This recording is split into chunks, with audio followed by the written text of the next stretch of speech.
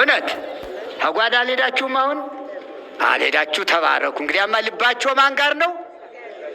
አይ ዋሊያዎች ናችሁ። እስኪ እግዚአብሔርን አመስግኑት፣ አመስግኑት፣ አመስግኑት፣ አመስግኑት። ወንዶችም እንደዚያው ናችሁ። እንግዲያማ እንደ ዳዊት የዳዊት ልጆች አይደላችሁ? ለነገሩማ ሁሉም እኮ የዳዊት ልጅ ነው። የድንግል ማርያም ልጅ አይደለ? መክሮናል እኮ አሰብሮናል እኮ። ጸማት ነፍሴ የአብ አምላኬ ሕያው። ናፈቀች ዋሊያው ደጋውን እንደሚናፍቅ ልቡናዬ እግዚአብሔርን ናፈቀችው። እግዚአብሔርን መናፈቅ መውደድ እኮ ምእመናን በአፍ ብቻ አይደለም፣ በልብ ነው፣ መፈጸም ነው። ትእዛዙን መፈጸም ነው እግዚአብሔርን መውደድ አይደል? ምናልባት ዳዊትን እንየው ካልነ በሶስት ነገሮች ተሳስቶ ነበረ። አዎ አንደኛ ይትፍቱ የሌለውን ነገር አትመኝ ያለውን ተመኝቶ ነበረ። ሁለተኛ ይትዘሙ አትዘሙት ያለውን ፈጽሞ ነበረ። ሶስተኛ አትግደል ያለውን ፈጽሞ ነበረ። ቤርሳቤህን ተመኝቷል፣ በዚያውም ስራ ሰርቷል። በዚያው ደግሞ ባለቤቷን ኦሪዮን አስገድሏል። ሶስት ነገሮችን ፈጽሞ ነበረ። አዎ አዎ ግየፍና ሰርክ ዳዊት አሞጽ ተናይስ ቆመ ይላል ሊቁ ኢትዮጵያዊ ሊቅ ቅዱስ አባ ጊዮርጊስ ዘጋስጫ በሕማማተ መስቀሉ በደረሰው ድርሰቱ ግየፍና ሰርክ ዳዊት አሞጽ ተናይስ ቆመ። ዳዊት ማታ ወደ ማታ በግንቡ በቆመ ጊዜ ይላል ሰለስተ ግብራተ ድረ ፈጸመ። ሶስት ነገሮችን ከፈጸመ በኋላ ዘመሃርክሙ ለዳዊት ቅድመ ዳዊትን ይቅር እንዳላችሁት መሃሩን ስላሴ ዳግመ ስላሴ እኔንም ይቅር በሉኝ፣ እኔንም ኃጢአቴን ይቅር በሉኝ ዘማዊ ነኝና ዳዊትን ይቅር እንዳላችሁት እኔንም ይቅር በሉኝ። ፈታዊ ነኝና ዳዊትን ይቅር እንዳላችሁት ይቅር በሉኝ።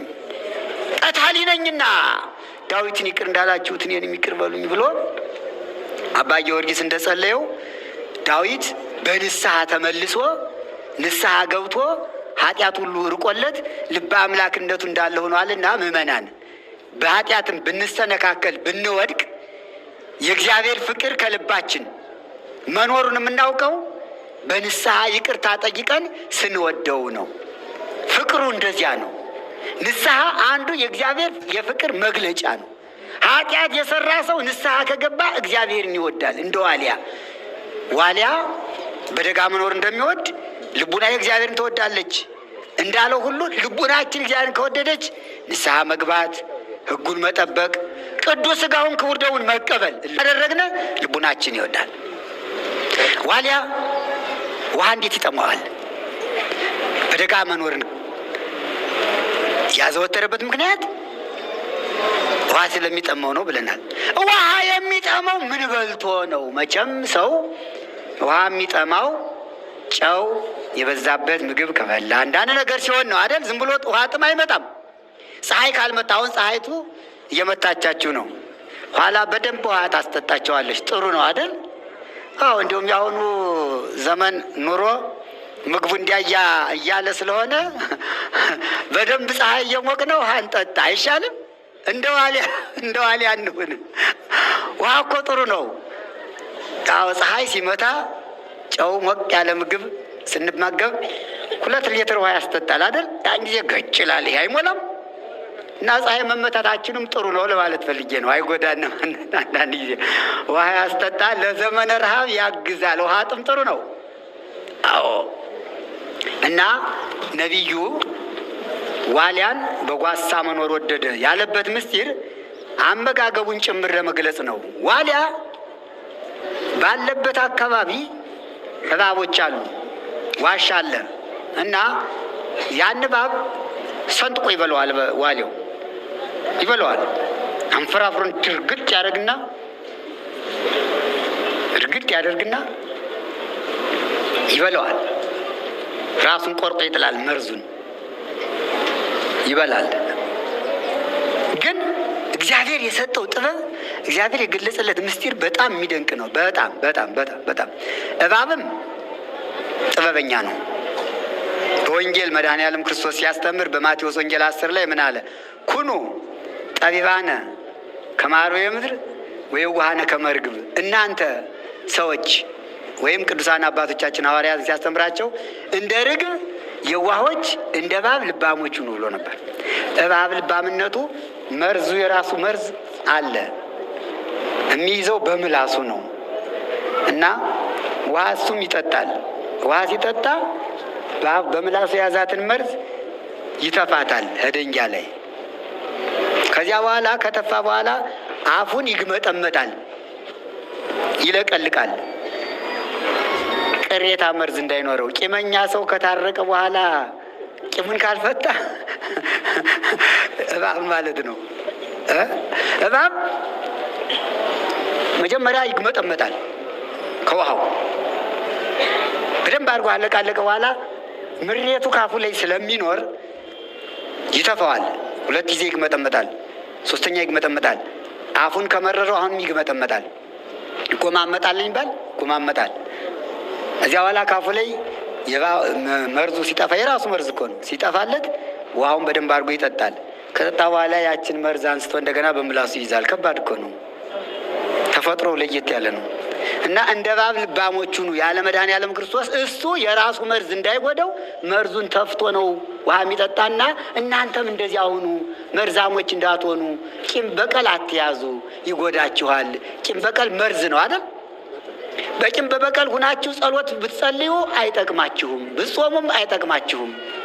ያንን እንደ እባብ ልባሞች ሁናችሁ የቂም የበቀል መርዝን ትፉት። አፋችሁን ተጎማመጡት ማለት በንስሐ ሙሉን ያለውን የኃጢአት ምሬት አጥፉት። ኃጢአት መራራ ነው፣ ገርማችኋል። ኃጢአት መርዝ ነው። ግን የምንጎማመጥበት አለን። ውሃው ማን ነው እሱ? ማን ነው እሱ? ንስሐ እኮ ነው። በንስሐ ተጎማመጡ እኮ ነው፣ ትፉት እኮ ነው። ስለዚህ እንደ እባብ መርዝ ልባሞች ሁኑ ብሎ መድኃኔዓለም ክርስቶስ እንዳስተማረ ይህ እባብ ይገርማቸዋል። ሰው ሲደርስበት አንዳንድ ጊዜ እንደው ገጠመኝ። በዚህ በወንዝ አካባቢ ስትሄዱ መርዙን እንደተፋ ሳይልሳት ሰው ከደረሰበት ሸር ብሎ ከሄደ ከዚያው ላይ ወዲያውኑ መርዙ እባብ ሰርቶ ይገኛል። አይታችሁ አታውቁም? ገጥማችሁ ከሆነ ብዙ ሰውም እኮ የሚጎዳ ይሄ ጀሰብ የሚባለው እሱ ነው፣ የእባብ ነው አይደለ? የሚሰራበት ያ እኮ ነው። ክፉ ነው፣ ምቀኛ ነው። እና ዋሊያ ያን እባብ ስለሚበላ 2 ነገሮችን ለመፈጸም ጓሳ ላይ ይኖራል። 1 ውሃ ቢጠጣ ያ ውሃ ተሰራጭቶ በሰውነቱ የእባቡን መርዝ አሰራጭቶ ይሞት ነበር አይደል? ስለዚህ ከመሞት መሰንበት እንዲሉ ዝም ብሎ እዚያቸው ጓሳይቱ ሆኖ ቁጭ ይላል። እግሩም በረዶ ላይ ነው ያለ፣ ሰውነቱ በዚያው ላይ ነው ያለ። ውሃ ሳይጠጣ በምን ይኖራል? በምን ይኖራል? በቀዝቃዛው ብቻ። አይ ብስለት ደጋን የመረጠበት ለዚህ ነው። አጠጣማ ሊሞት ነው፣ እባብ በልቷልና። ስለዚህ ላለመጠጣት ወደ ቆላ አይወርድም፣ አይፈልግም። ሁልጊዜ ደጋዋን የሚኖር ደግሞ ደጋም ጓሳ፣ ከጓሳ መበረዶ መፍያ እዚያች ቁጭ ይልና ደግሞም ቅምስ ቅምስ ያደርጋል። ብዙ አይጠጣም፣ ጥቂት ነው የሚቀምስ። አማራጭ እሱ ነው። ደጋ የመንግስተ ሰማያት ምሳሌ ነው፣ ቆላ የገሃነም ምሳሌ ነው ይላል። ዋሊያዎች የጻድቃን ምሳሌዎች ናቸው። ዋሊያዎች በደጋ እንደሚኖሩ ጻድቃን ምዕመናንም በመንግስተ ሰማያት ይኖራሉና እናንተ ጥምቀታችሁን አክብሩ። ጥምቀት ውሃው የጥምቀት ምሳሌ ነው። ልጅነታችሁን አክብራችሁ ያዙ። ይኸው መድኃኔዓለም ክርስቶስ ተሰቅሎ እዚህ ጎኑ ላይ ሲወጋ፣ ጎኑ ሲወጋ የፈሰሰው ማየገቦ ያ ዋሊያው እዚያ የሚኖርበት የደጋው ምንጭ ውሃ ለክርስቶስ ለማየገቦው ምሳሌ ነው። እሱ በዚያ ሕይወት አግኝቶ እንደሚኖር እናምና እኛም ክርስቲያኖች ከክርስቶስ ከቀኝ ጎኑ በፈሰሰው ማየገቦ ተጠምቀን በሕይወት እንኖራለንና አደራ ከክርስቶስ አትለዩ፣ ከመስቀሉ አትራቁ። በማየገቦ ያገኛችሁትን ወንዶች በ40 ቀን ሴቶች በ80 ቀን የተቀበላችሁትን ልጅነት ጠብቃችሁ ያዙ። ተራራ የቤተ ክርስቲያን ምሳሌ ናት። በተራራ ነው የሚቀመጥ ዋልያው። ተራራ የቤተ ክርስቲያን ምሳሌ ናት። ስሜን ያልክኛ ስሜን ተራራ አይደል? ተራራው ከተራራው ሁሉ ማን ነው ትልቁ ተራራ? ስሜን ተራራ። ደግሞ ስሙ የተለየ ስሙስ ራሽ ዳጅንን አታውቀውም? ቀይ ቀበሮ፣ ጭላዳ እሱስማ አብረው የሚኖሩት ናቸው። አዎ ራስ ዳሽንን ታውቁታላችሁ አይደል? ቅዱስ ያሬድ ሊቁ፣ ኢትዮጵያዊው ሊቅ ቅዱስ ያሬድ ያለበት የመጨረሻው ተራራ እሱ ነው። ስሜን ተራራ የዋሊያዎች ሀገር፣ የገብሱ የስንዴው የባቄላው ሀገር። ራስ ዳሽን አንደኛ ነው አይደል? ባለው አንደኛ እኮ ነው፣ አንደኛ ነው። ራስ ዳሽን እንደ ፋሲል ግንብ ነው። የቅዱስ ያሬድ ተራራ ደግሞ እንደዚህ ነው። ትይዩ ናቸው አብረው ቁጭ ብለው። ያው በጌዳ ወረዳ ጸለምት፣ በጌዳ ጃናሞራ የአካባቢ መቱን የስሜን ተራራ ነው። ምንጩ በረዶ የሚፈላበት ነው። ባሕይትን ታውቋታላችሁ? ባሕይት ስትደርሱ እንዲህ ሰፍ አሁን ፀሐይ ወጥቶ ባሕይት ላይ ያለ ሰው አሁን እንዲህ ነው የሚዘፍን፣ ይንቀጠቀጣል። እንዲህ ነው የሚል ባሕይት የአካባቢ ያንቀጠቅጣል። ራስ ዳሽን ሆናችሁ እኮ ወደ ታች ወደዚያ ወደ ሰሜን ስትመለከቱ የቦታው ርቀት በጣም እንዴት እንደሚርቅ ርዝመቱ በዚያ በኩል ነው የሚታወቅ። በወዲህ በጌዳ በኩል አይታወቅም፣ ደልዳላ ነው። ራስ ዳሽን ላይ ሆናችሁ ወደ ሰሜን ስትመለከቱ ግን ርቀቱ ተውት።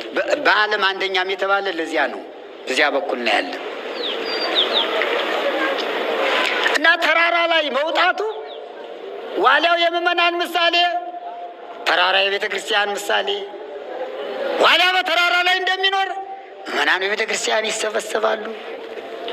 ወይም የመንግስተ ሰማያት ምሳሌ ይላታል። የዋሊያውን መቀመጫ ተራራ በኢትዮጵያም በሌላም ቦታ ያለውን ተራራ የመንግስተ ሰማያት ምሳሌ።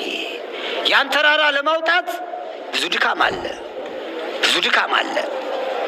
ወገብ ይንቀጠቀጣል፣ ጉልበት ይብረከረካል።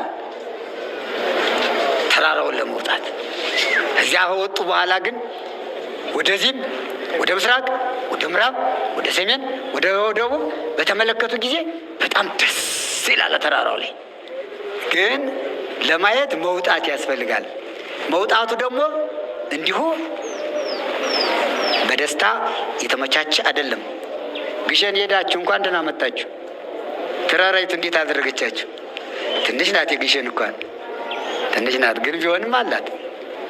ማይለበጣ ዋልባ አብረንታን ስትሄዱ ማይለበጣን ተራራ ያያችኋላችሁ አይደል?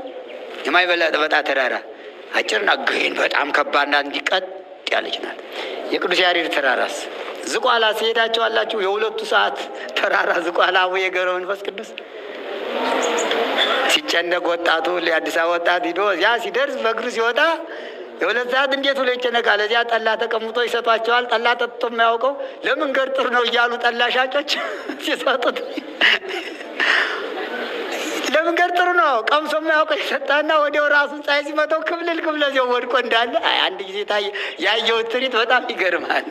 እና በተለያየ ቦታ አሉ ተራራዎች እያቸው ኢትዮጵያን መጎብኘት ያስፈልጋል። ምስራቁን፣ ምዕራቡን፣ ሰሜኑን፣ ደቡቡን። በዚህ ተራራው የላስታ ተራራ፣ በሸዋ ስትሄዱ የነዝቋላ ተራራ ያለ ተራራ፣ ወደዚህ ሰሜን ስንሄድ የጸለምቱ ተራራ፣ የበየደው ተራራ፣ በዚህ በትክል ደንጊያስ ያለው ተራራ ቁሞ ትክል ደንጊያ አካባቢ ያለው አላያችሁትም? ሰንሰለት እኮ ነው ይመስል። የአድዋ ተራራ ሳላያችሁትም? ጣሊያንን እኮ አንድም የተዋጋው አድዋ ላይ ተራራው እኮ ነው። አይ ሲያስፈራራ! የአድዋ ተራራ ሰንሰለት እኮ ነው፣ እንዲህ ከበበ እኮ ነው። ክብ ሰርቶ እኮ ነው ጣሊያኖችን ያስገባቸው። አጼ ምኒልክ ማርያምን ያልተከተለኝ ብለው እንደዚህ ሲነሱ አይደል የፍቅራቸው እስቲ ማርያምን በሉ ሲበሉ እንዲያ እኮ ብለው ነው የተነሱ። አፄ ምኒልክ እኮ ወደ አድዋ ሲሄዱ ማርያምን ያልተከተለኝ አይደል ያሉ። እች እኮ ናት ሀገራችን። ነገስታት እኮ ማርያምን ብለው የሚነሱላት ሀገር እኮ ናት። እና አፄ ምኒልክ እና አፄ ዘርዓ ያዕቆብ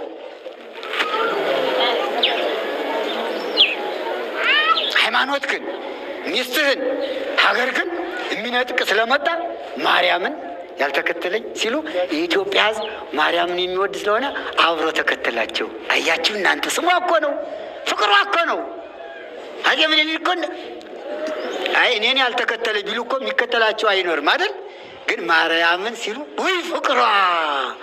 የኢትዮጵያ ሕዝብ የታደለው ሕዝብ ስሟ ሲጠራ ወደ ጦር ግንባር የሚሄድ የሚሸሽ፣ ወደ ኋላማ የማይሸሽ፣ አንገቱን ለሰይፍ ደረቱን ለጦር ግንባሩን ለጠጠር ነው።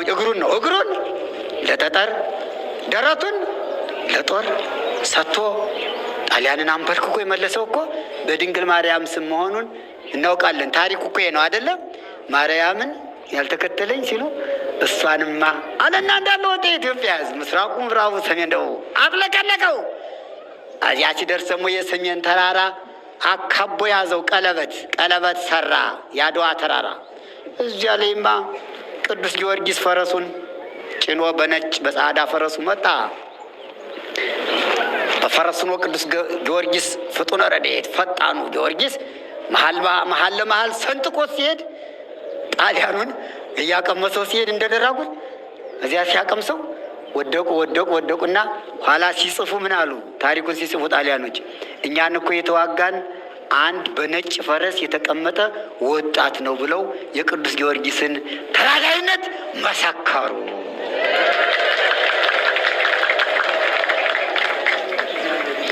አሁንም ሰማዕቱ ቅዱስ ጊዮርጊስ ከኛ ጋር ይሁን። የእመቤታችን ስም ከኛ ጋር ይሁን። ማርያምን ደስ አይልም? ማርያምን በሉ እስቲ ማርያምን። ይሄ ራሱ ድል ይነሳል። ስሟ ድል ይነሳል። ስሟ ኃይል ነው። ስሟ መድፍ ነው። ስሟ ከባድ መሳሪያ፣ ጠላትን የሚያንኮታኩት። ይህን ስም የሚጠላ ታዲያ ማቸነፍ ይችላል ወይስ ያቸንፋል? አይሆንም በምንም ታምር። ማርያምን ያላለ ሁሉ እንጃ እኔ የሚያቸንፍ አይመስለኝ። ማርያምን ካላሉ ማቸነፍ የለም። አድዋ ትመስክር አይደል? ምኒልክ ይመስክር፣ ጣይቱ ትመስክር። ወለተ ጊዮርጊስ ኪዳኑ ሲደረስ፣ ሰባተ ፍቅሩ ሲደረስ ጣይቱ ብጡል ንግስት ጣይቱ የሴት ወንዷ በአጭር ታጥቃ ማርያምን እያለች አሰልፋ ስንቁን ምግቡን አዘጋጅታ ሂዳ እኮ ነው ማርያምን እያለ ሰራዊት ሁሉ ማርያምን ሲል ሰይጣን እየለቀቀ ሲሄድ እየተከተለ እና ማርያምን ካልነ እናቸንፋለን። እሺ የምናቸንፈው ምን መሰላችሁ? ስጋዊ ጠላታችን እንዳይመስላችሁ ብቻ እንዳይመስላችሁ። ስጋዊ ጠላትም ድል ይነሳል። ስሟ ርሪት ስለሆነች ማርያምን ካልነ ረሃብን ድል እንነሳለን። አንነሳም? ስሟ ስንቅ ነው የእመቤቴ እስቲ በሉ እና ስለዚህ ማርያምን ካልነ እኮ ስንቅ ስለሆነ አይርበናል እንዴ? አይርበንም። ማንን ድል እንነሳለን? ማርያምን ብለን ረሃብን። አየኸው ረሃብን ማርያምን በል ሲርብህ፣ ማርያምን በሉ ሲርባችሁ።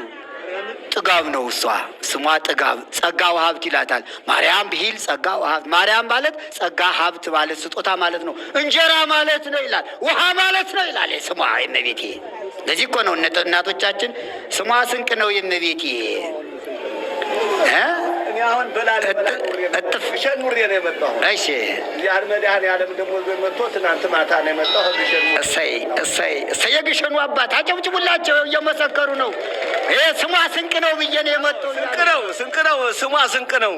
ስንቅ ነው ግሸን ነው የመጣው። ግሸን ማርያም አልሞ ነው የመጣው። ሰንብቻለሁ እዛው እና ስንቆ ስንቅ ነው። ስሟን ስንቅ አድርገው ነው የሰነበቱ። አዎ ይኸው ልመሰከረልህ ስሟ ስንቅ ነው የእመቤቴ። ይኸው ከግሸን የመጡት አባ ባሕታዊው አያቸው። እንዲህ ባሕታዊው ወይ ባለባሹ ከገዳም ወጥተው ግሸን ማርያም ደርሰው ሲመለሱ ስንቅ ሳይዙ ሂደው ይኸው አሁን እንደሚባለው ስሟ ስንቅ ነው እመቤቴ፣ የእሷን ስንቅ ከዚያው ሰንብቼ ነው የመጣው ግሸን ደብረ ከርቤ ሳልራብ ሳልጠማ ስሟ ምግብ ሆኖኛል ብለው ምስክር አገኘነ። አያችሁ እኮ ነው። ስለዚህ ማርያምን በል በቃ አንተ ኢትዮጵያዊ ማርያምን በሉማ፣ ማርያምን በሉማ፣ ማርያምን በሉማ። ይኸው ሆዳችን ይሞላል እኮ። እንዲህ እኮ ነው ሆዳችን ይሞላል እኮ እሷን ስም ከጠራን። ይሄ እኮ ነው። ይኸው ምስክር አገኘነ። ባሕታዊው አባት መሰከሩ። ከግሸን የመጡት አንደኛ ረሃብን በስሟ ድል እነሳለን ታጠግባለችና። ረሃበ ስጋ ነው ይሄ እኮ። ረሃበ ነፍስንስ አናቸንፈውም? እናቸንፈዋለን። ሀማን የተገኘውን እሱ የተገኘውን ቅዱስ ስጋውን ክቡር ደሙን ተቀብለን እኮ ነው።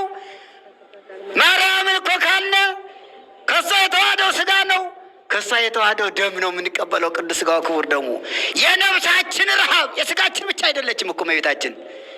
መድኃኒተ ስጋ ወነፍስ ነው የምትባል። መድኃኔ ዓለም መድኃኒተ ስጋ ወነፍስ ይባላል። እሷም እንዲሁ ናት። ቤዛዊተ ኩሉ ዓለም። አራዚ ላይ ቤዛዊት እንላታለን። ቤዛዊተ ኩሉ ዓለም በሉ። ቤዛዊተ ኩሉ ዓለም፣ ቤዛዊተ ኩሉ ዓለም። የፈራ ይሽሽ። ቤዛዊተ ኩሉ ዓለም ያለ የፈራ ይሽሽ። ማንም ይሆን ከፈራ ይሽሽ። እኛ ግን አንፈራም። ቤዛዊተ ኩሉ ዓለም ብለን በአደባባይ እንመሰክርላታለን። ቤዛዊተ ኩሉ ዓለም ልጇ ቤዛ ኩሉ ዓለም። ቤዛ ኩሉ ዓለም ዮም ተወልደ፣ ቤዛ ኩሉ ዓለም ዮም ተወልደ፣ ቤዛ ኩሉ ዓለም ዮም ተወልደ፣ ቤዛ ኩሉ ዓለም ዮም ተወልደ፣ ቤዛ ኩሉ ዓለም ዮም ተወልደ፣ ቤዛ ኩሉ ዓለም ዮም ተወልደ። አየሁ ልጇን ቤዛ ኩሉ ዓለም ብለን ዮም ተወልደ ብለን በቅዱስ ላሊበላ ላስታ ላሊበላ ታላቁ ደብር 10ሩ መቅደስ የተሰራበት ቅዱስ ላሊበላ፣ ቅዱስ ናኩቶ ለአብ፣ ቅዱስ ገብረ ማርያም፣ ቅዱስ ይምርሃነ ክርስቶስ 4ቱ መንፈሳውያን ነገስታት ቤተ መቅደስ የሰሩበት የናኩቶ ለአብን ዋሻ አታውቁትም? ውሃው ጠብ ሲል ነጋሪቱን አይታችሁታል? ናኩቶ ለአብ የናኩቶ ለአብ የይምርሃነን ቤተ መቅደስ አላያችሁትም? አዎ የቅዱስ ላሊበላን የገብረ ማርያምን ያን ጊዜ የልደት እዚያ ሲኬድ ይህ መዝሙር ነው የሚዘመር። ቤዛ ኩሉ ዓለም ዮም ተወልደ የኢትዮጵያ ሕዝበ ክርስቲያን ይዘምራል። እሷን ደግሞ ቤዛዊተ ኩሉ ዓለም እሞ ቅድስተ ቤዛዊተ ይላታል። ክብርት አዳኝ እናቱን እናከብራታለን። አዳኝ ቤዛ ማለት አዳኝ መድኃኒት ማለት ነው። እሱ ቤዛ ኩሉ ዓለም የተባለ ከሷ ስጋን ተዋሂዶ ከሷ በተዋህደው ስጋ ዓለምን ስላዳነ ቤዛ ኩሉ ዓለም ሲባል ስጋዋን ነብሷን ለተዋሂዶ ይዛ በቅታ የተገኘች መለኮት ከስጋዋ ስጋ ከነብሷ ነፍስ ነስቶ 9 ወር ከ5 ቀን ማህፀኗን ዓለም አድርጎ ዓለም ቤታችን እኮ ዓለም ናት። ቤዛዊተ ኩሉ ዓለም ማለት ምን ማለት መሰላችሁ? የዓለም ሁሉ ቤዛ ናት ማለት ምንድን ነው? መድኃኔ ዓለም 9 ወር ከ5 ቀን ማህፀኗን ዓለም አድርጎ ኑሯል አይደል? ታዲያ ቤዛዊት ዓለም አትባልም እንዴ? ከተማ ይላታል። ሀገር መንፈሳዊ ዛደረ እግዚአብሔር ላይ ሊሃ እግዚአብሔር የከተመባት ከተማ። አይ እግዚአብሔር ከተማ፣ የእግዚአብሔር ከተማ በሉ እስቲ ምእመናን ድገሙ። የት ነው የእግዚአብሔር ከተማ? አሳዩኝ። የእግዚአብሔርን ከተማ አሳዩኝ፣ ጠቁሙኝ። የእግዚአብሔርን ከተማ ማናት? ማናት? ቆይ ማናት? ድንግል ማርያም ናት። ድንግል ማርያም ናት የእግዚአብሔር ከተማ። መንግስተ ሰማያትማ የእኛ ከተማ ናት። ሞኙ መንግስተ ሰማያትማ የእኛ ከተማ ናት። እኛ የምንገባባት ድንግል ማርያም መንግስተ ሰማያት ናት። የእግዚአብሔር ከተማ ድንግል ማርያም ናት። ንጉሥ ነውና ንጉሥ ስለሆነ ንጉሥ በከተማው እንዲኖር ልዑል እግዚአብሔር ደግሞ ማኅፀኗን ከተማ አደረገ። 5500 ዘመን። እንዴት የንጉሥ ከተማ ትባላለች ካልከኝ የንጉሥ ከተማ የምትባል ሀገር አለች። በዚህ በወሎ ድንግል ማርያም የንጉሥ ከተማ ናት። የንጉሥ ከተማ ይኸው ፋሲል ታየዋለህ። ግንቡ የንጉሥ ከተማ ዝም ብሎ አይደለም፣ ምልክት አለው። ይኸው የፋሲል ከተማ ጎንደር፣ ይኸውልህ የላሊበላ ከተማ ጎንደር ማን ነው? የላሊበላ ከተማ ላስታ ቤተ መቅደስ አለው፣ ቤተ መንግስት አለው። የአርባ የአጽባ የአፄ ገብረ መስቀል ከተማ አክሱም ሐውልት አለው። የአፄ ዘርዓ ያዕቆብ የአፄ ዳዊት ከተማ ሸዋ ደብረ ብርሃን ሐውልት አለው። የምኒልክ ከተማ አዲስ አበባ ማን የቆረቆራት? አዲስ አበባን አታውቁም? እንደነን ማርያምን ብለው እኮ ነው የቆረቆሯት። አፄ ምኒልክ እኮ ማርያምን ብለው እኮ ነው አዲስ አበባን የቆረቆሯት። አዲስ አበባ ከምኒልክ ከተማ ምን አለ? አራዳ ጊዮርጊስ የአፄ ምኒልክ ምን አለ? ሐውልት ከነፈረሱ። የንጉሥ ከተማ ማለት ይሄ ነው። ነገስታት የነገሱባቸው ከተሞቻቸው ሁሉ ሐውልት አላቸው። ኢትዮጵያ በምስራቁ ላስታ፣ በሰሜኑ አክሱም፣ በደቡቡ እና በመካከል በየምድር ሰሜን መካከል የፋሲል ግንብ፣ በሸዋ የእነ ዘርዓ ያዕቆብ ቤተ መቅደስ ሐውልት አለ። እነዚህ የንጉሥ ከተሞች ይባላሉ። ሌሎችም አሉ። ታዲያ ድንግል ማርያም ደግሞ የንጉሥ ከተማ ስትባል የእነዚህ ሁሉ የበላይ ገዣቸው የሆነው እግዚአብሔር ነው። የእርሱ ከተማ ናት። እነዚህን ደጋግ ነገሥታት የፈጠረ እግዚአብሔር በማኅፀኗ 9 ወር ከ5 ቀን ቆየ። ሐውልቱ ምንድን ነው? እነዚህ ጎንደርን በፋሲል ግንብ፣ አክሱምን በሐውልቱ፣ ላሊበላን በቤተ መቅደሱ፣ ሸዋን በዘርዓ ያዕቆብ ካነሳነ ጌታችን መድኃኒታችን መድኃኔ ዓለም ክርስቶስ እመቤታችን የንጉሥ ከተማ ስትሆን ምን ቅርስ አለ? ምን ሐውልት አለ ወደሚለው ብንሄድ አለ።